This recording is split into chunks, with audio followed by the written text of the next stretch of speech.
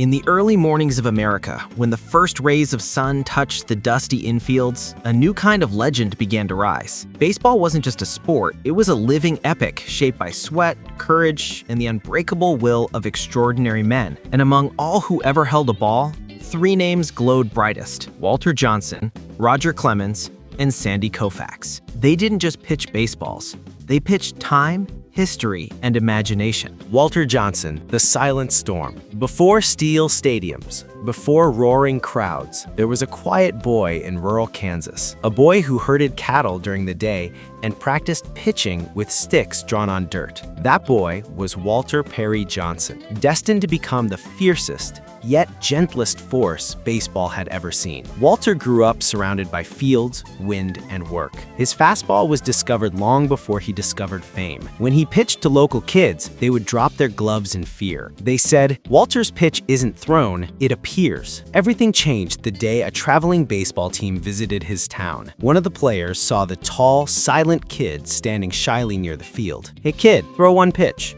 the captain said. Walter didn't speak. He simply stepped forward, wiped dirt off his hands, and threw. What followed wasn't a sound, it was a tear in the air. The ball ripped forward with a hiss, swing, and struck the catcher's glove with such force that everyone stood frozen. That moment created the big train. When the Washington Senator signed him, fans expected strength. They weren't prepared for a force of nature. Walter's fastball didn't travel, it sliced through reality. Batters didn't swing late. They didn't even know the ball had passed. He pitched 417 wins, still unreachable today. 110 shutouts, still the greatest ever recorded. But the deeper power of Walter Johnson was his heart. He visited injured opponents in hospitals. He paid struggling teammates bills. He was fielded by hitters and loved by everyone else. A reporter once asked, "How do you throw that fast?" Walter smiled softly. "I don't throw the ball," he said. "I just deliver it. It does the rest." Walter Johnson wasn't a pitcher. He was a silent storm wrapped in kindness. A contradiction so beautiful that history still bows before him.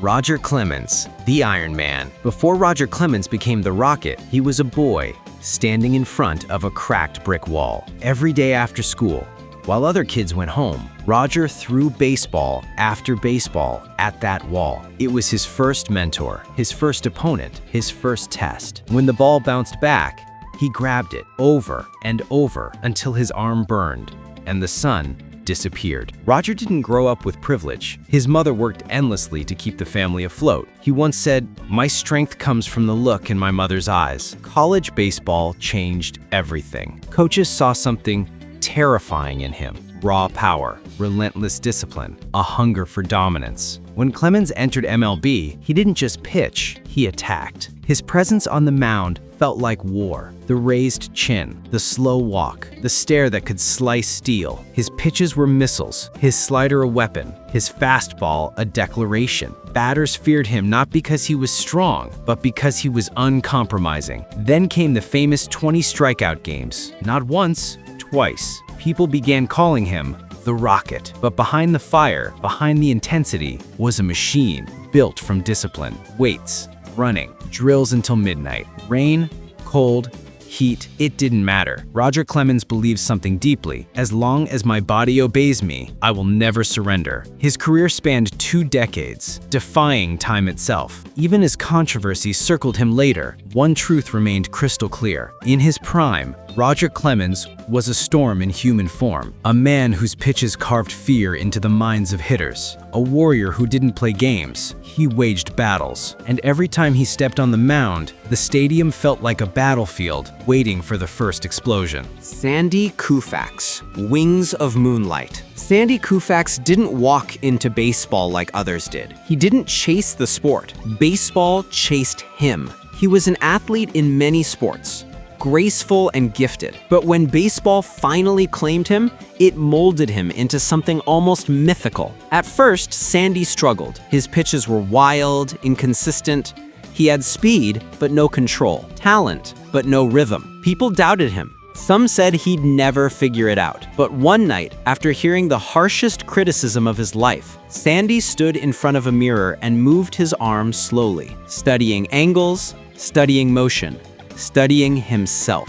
He practiced until his reflection blurred, and then the transformation began. His curveball became magic. His fastball became light. His delivery became poetry. Pitchers throw balls, but Koufax threw illusions. To batters, the ball felt alive, jumping, bending, glowing. From 1963 to 1966 came what the world now calls the Koufax era. Pitching records shattered. 4 no-hitters, 1 perfect game, and a level of dominance baseball has rarely seen again. Commentators described his pitching like this. Koufax didn't throw, he painted. Every game was a masterpiece. Every inning, a performance. Every pitch, a brushstroke. And then, at just 30 years old, pain invaded his golden left arm. Doctors warned, if you play any longer, your arm may never function again. The world held its breath, and Sandy, graceful to the end, said, I want to use my arm for life, so I leave now while the light is still beautiful. His retirement stunned America, but it made his legend eternal, because true artists leave when their work is complete, and Koufax's art still glows across baseball's sky. Legends never die. Fields change. Players change. Time moves on. But the echoes of legends never fade. Walter Johnson's Silent Storm. Roger Clemens' Iron Fury. Sandy Koufax's Moonlit Magic. These 3 didn't just pitch baseballs. They shaped baseball's soul. And even today, when a ball cuts through the air, it feels like their spirits are still watching, still teaching, still shining.